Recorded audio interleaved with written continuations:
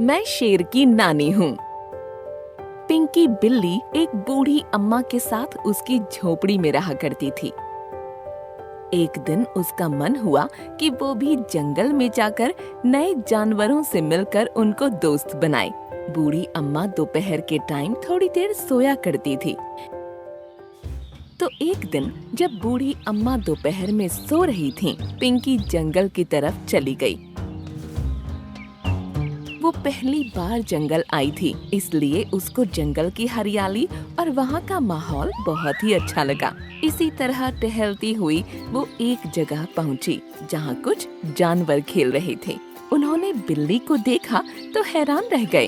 अरे, लगता है ये शेर का बच्चा है। दिखने में बिल्कुल उसी के जैसा लग रहा है। नहीं नहीं, मैं शेर का बच्चा नहीं हूँ। मैं एक बिल्ली हूँ और मेरा नाम पिंकी है। हम बिल्लियाँ जंगल के बाहर गांव और शहरों में इंसानों के साथ रहती हैं। अच्छा, तो तुम जंगल में आज पहली बार आई हो? तभी हम सोच रहे थे कि हमने पहले तुमको कभी देखा नहीं। मैं जंगल के बाहर एक बूढ़ी अम्मा के साथ रहती हूँ। मेरा मन था कि जंगल आकर नए दोस्त बनाऊं। तुमने यहाँ आकर अच्छा किया पिंकी, हमें भी तुमसे मिलकर अच्छा लगा। चलो तुम भी अब हमारे साथ खेलना शुरू करो। सुनकर पिंकी बहुत खुश हो गई और फिर उनके साथ खेलने लगी। दूसरी तरफ बूढ़ी अम्मा जाग चुकी थी और पिंकी को घर में न पाकर वो परेशान हो उठी। कहीं पिंकी जंगल में तो नहीं चली गई? अब तो रात भी होने वाली है। अगर अंधेरा होने से पहले उसको नहीं ढूंढा तो पता नहीं जंगली जानवर उसका क्या करेंगे। कहकर बूढ़ी अम्मा बिना अपनी जान की परवाह किए जंगल की तरफ चली गईं।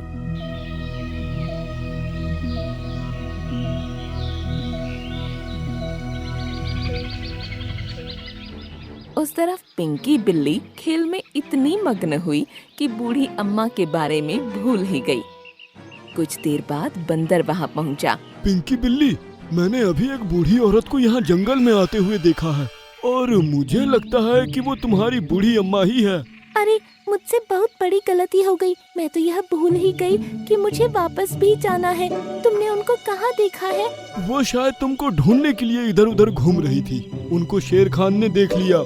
ये सुनकर पिंकी और सभी जानवर डर गए। तो क्या शेर खान ने उनका शिकार कर लिया, उनको मार दिया?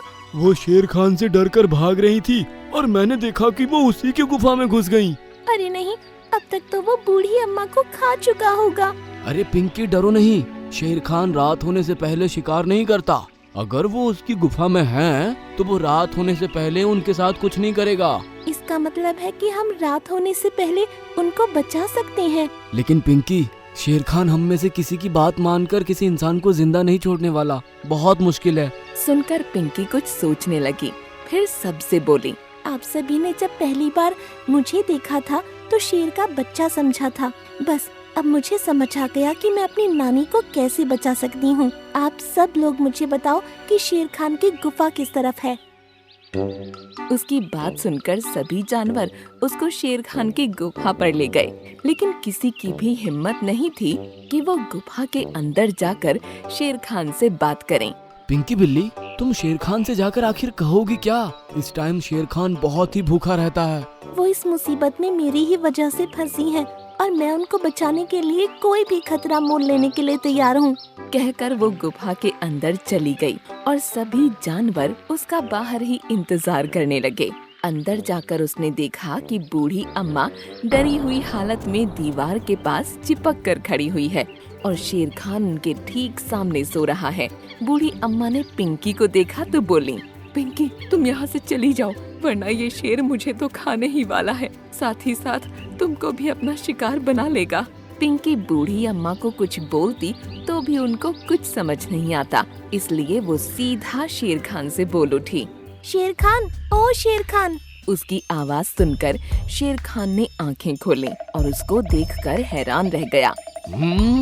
अरे तुम कौन हो? दिखने में तो बिल्कुल मेरे जैसी लग रही हो। शेर खान, मैं बिल्ली हूँ, तुम्हारी नानी। क्या कहा तुमने? तुम मेरी नानी हो? हाँ, क्या तुमने वो कहावत नहीं सुनी कि बिल्ली शेर की नानी होती है? हाँ, मैंने ये कहावत कई बार इंसानों के मुंह से सुनी हुई है। क्या तुम वही बिल्ली हो जिसको शेर की नानी कहा जाता है? हाँ, सिर्फ कहा ही नहीं जाता बल्कि मैं सच में तुम्हारी नानी हूँ। सुनकर शेर खान खुश हो गया और बोला, अरे नानी जी, आप अभी तक कहाँ थी और आज अचानक कैसे आ गईं? तुमको पता नहीं क्या, बिल्लियाँ इंसानों के साथ गांव और शहरों में रहती हैं।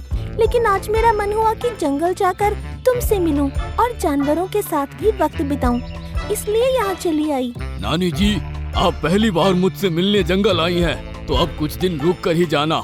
मैं आपको जंगल की सैर कराऊंगा और घुमाऊंगा भी। तुम बिल्कुल सही कह रहे हो शेर खान, लेकिन इस बार मैं अपने मालिक को बिना बताए आई हूँ, इसलिए नहीं रुक सकती। तुमसे मिलकर अच्छा लगा, अगली बार आऊंगी तो रुक कर जाऊंगी। ठीक है नानी जी, जैसा आपको सही लगे, जब मन करे चली आना। वो तो ठीक है, लेकिन तुम मुझे यह बताओ कि तुमने इस बूढ़ी कमजोर औरत को क्यों यहाँ रखा हुआ है? ये मैंने अपने आज के खाने के लिए रखी है। आज रात इसको खाकर मैं अपना पेट भरने वाला हूँ।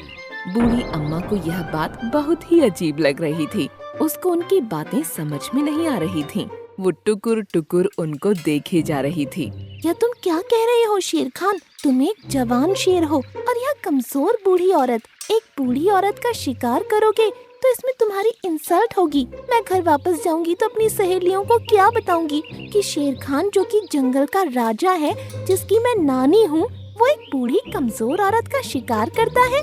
लेकिन नानी माँ, मैं अगर इसको आज नहीं खाऊंगा तो मैं भूखा रह जाऊंगा। किसने कहा कि तुम भूखे रह जाओगे? तुम जंगल के राजा हो और राजा एक जानदार जानवर का शिकार करता है, किसी बूढ़े का शिकार नहीं करता। तुम अभी के अभी इस बूढ़ी अम्मा को छोड़ दो। नानी अम्मा, वैसे तो आज तक मैंने किसी भी जानवर का कहना नहीं माना, लेकिन तुम मेरी नानी हो, इसलिए मैं तुम्हारे कहने पर इसको छोड़ रहा हूँ। कहकर शेर खान बूढ़ी अम्मा के रास्ते से हट गया और वो भी समझ गई कि शेर खान ने उसको छोड़ दिया है। वो तेजी से भागकर पिंकी बिल्ली के पास चली गई और उसको गोद में उठा लिया। अरे ये क्या नानी माँ, इसने आपको गोद में क्यों उठा लिया?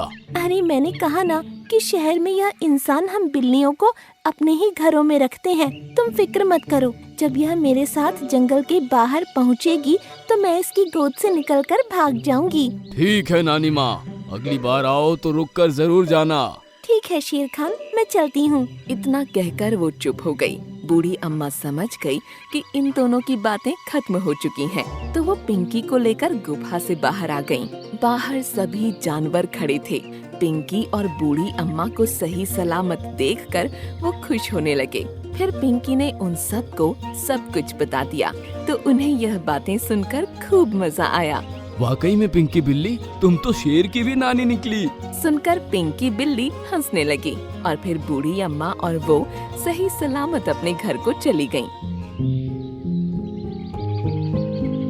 उस दिन के बाद पिंकी बिल्ली रोजाना जंगल जाने लगी और सभी जानवर उसके दोस्त बन गए। शेर हमेशा के लिए उसको अपनी नानी समझने लगा।